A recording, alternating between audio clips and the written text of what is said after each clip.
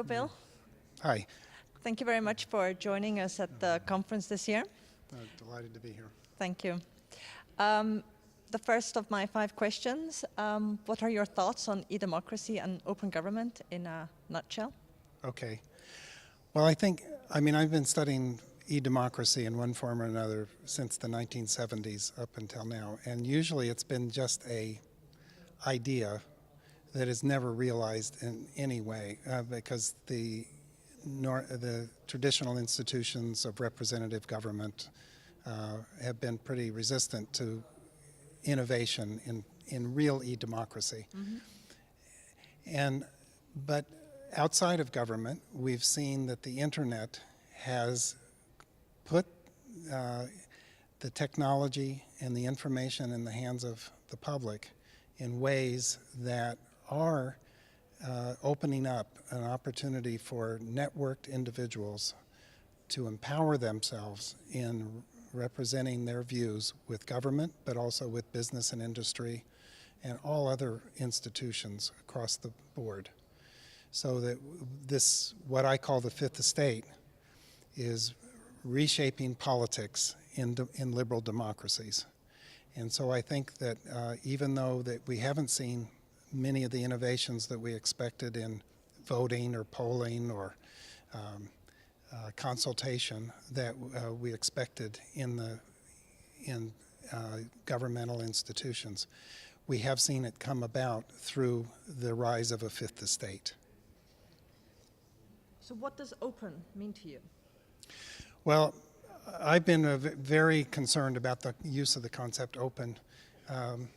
You know, if we did a study online and we looked at open internet, and we tried to see, and it's often searched for. Everybody's searching for open internet.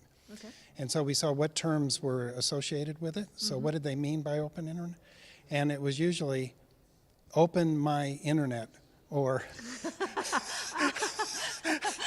how do I get this thing to work? Yeah, okay. Open my software, open my mic. So most of the public don't have a real understanding of the open internet. I don't think we should exaggerate how people look at it. But I hope it's not a dichotomous term. I think it's either open or closed. I think we should be very careful about what we open and what we close. But I think that that's a choice. That's one of the biggest choices we make, is what becomes private or secret or confidential and what is public and shared.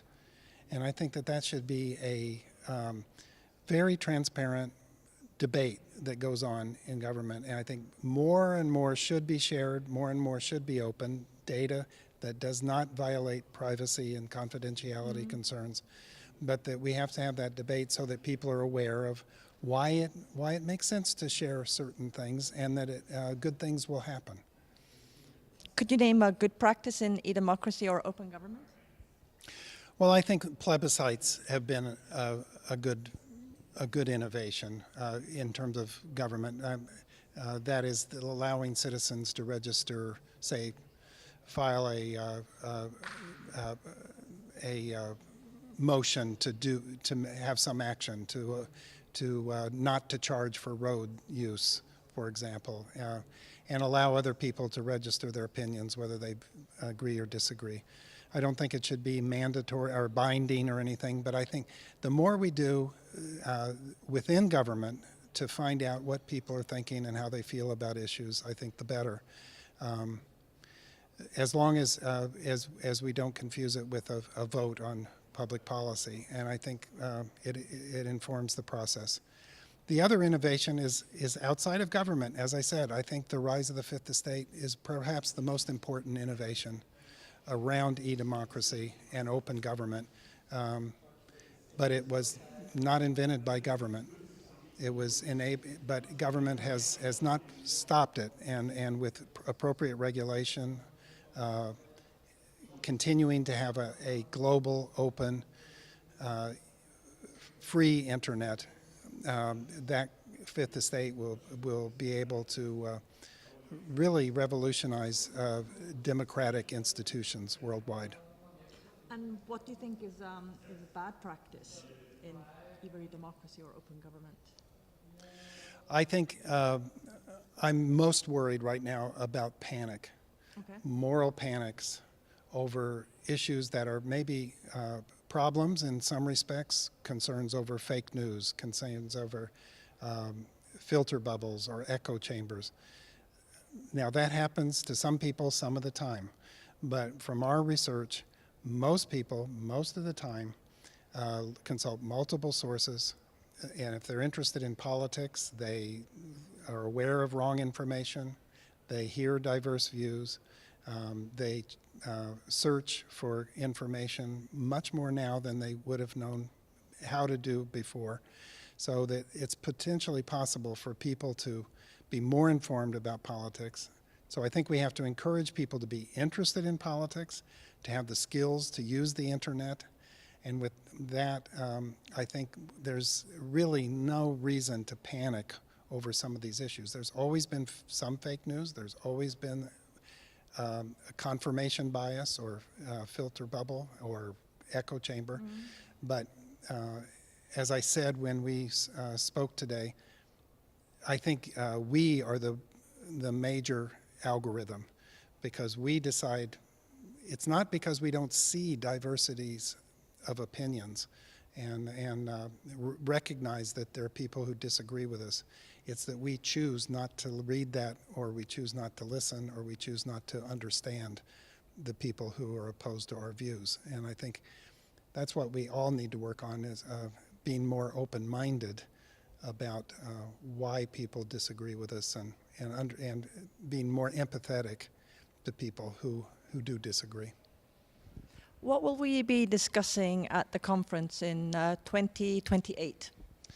Well, you must know what I'd say. I think in 2028 there will be a whole session on the Fifth Estate, I'm sure, and because it will be much more recognized as a major institution. And it'll be interesting to see if you still call it e-government or e-democracy, or whether digital transformation is so embedded in so many things that it's just taken for granted. But I also think that it's very predictable that you will be talking much more about policy and regulation than in the past. Because over the last decades, technology has been the major trigger for innovation and new services. But I think in the next decades, policy and regulation will be the most important factor shaping innovation, and it could undermine innovation in major ways. So it will be a huge issue. And then it is also clear, because the internet is becoming so central to everything we do, that security, cybersecurity, will be more and more important, because we will be more and more determined to trust and secure the infrastructure which we depend so much on. That's why I've gotten involved in a project in that area too, because I just think the future of the internet depends on appropriate regulation and secure, open global internet. Okay. Thank you very much for answering my questions. Thank you for good questions. Thank you.